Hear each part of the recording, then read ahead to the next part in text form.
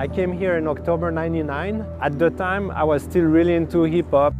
I took a gangster CD and I went on the Brooklyn Bridge, playing Mass Appeal, looking at the Twins, looking at the Empire State, and just like high on adrenaline to just being like, wow, I'm in New York listening to the music I've been listening for 10 years and like I'm in the middle of it, you know, and like that was my first found memories, you know. My name is Kimu Meyer. I was born in Geneva, Switzerland. As I was going to college, art school, I always have that fantasy, one day, hopefully I can do illustration, I can do some stuff related to music and go to New York and make a living of it. And you know, everybody's like, yeah, right. When I finished my diplomas in graphic design, one of the key members of the jury just opened a studio in New York in '99 and he offered me, he's like, hey, I love what you're doing, do you want to come to New York? And I was like, yes. I always wanted to kind of feel I belong to the city. Every time I had free time, I always wind up taking photos around different neighborhoods. I really took it almost as an anthropology project to go document like the different culture, the different aesthetic, and I would do those kind of mashup illustrations, taking those inspirations. When I moved here, basically my first job, I was making so little money that I had no option but to live in Brooklyn or in Queens. For me, coming from Europe, I was like, I had that fantasy in my head that, you know, Brooklyn is, you know, Jay-Z, Biggie, The Project.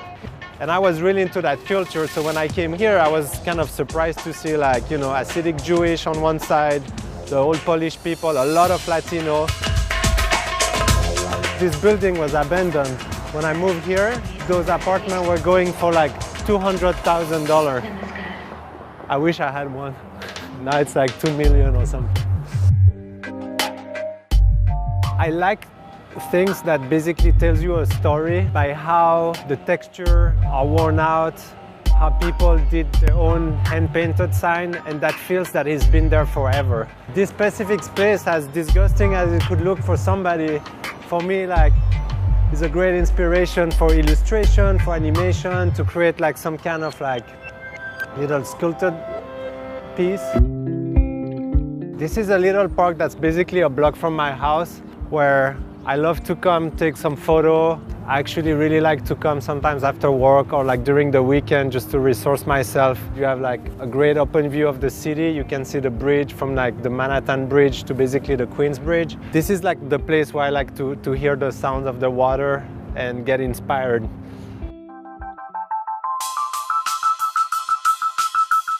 Right here we're in front of the Domino Sugar Factory, which has an emotional part in my journey in New York when I moved here in '99.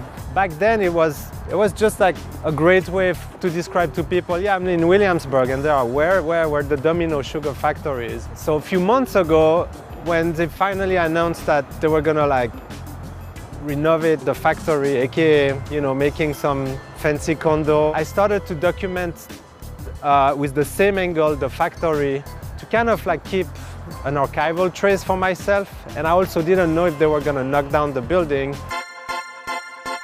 There is still a bunch of hidden gems in the neighborhood. There is a magic place where you get some delicious thing, if you know. Here we go. They basically like cook 500 croissants at night. They get like 350, 400, you know, booked, and the rest is downstairs. So people can come, you just tip the guy, and you walk away. That's one of the good tips of the block. Yeah, I consider myself a New Yorker. One day as a joke with a friend, we Googled like, how long does it take to be a real New Yorker? The first one that popped was Ed Koch, that say, it takes you about 10 years to become a New Yorker. So I was like, okay, I think I'm there now.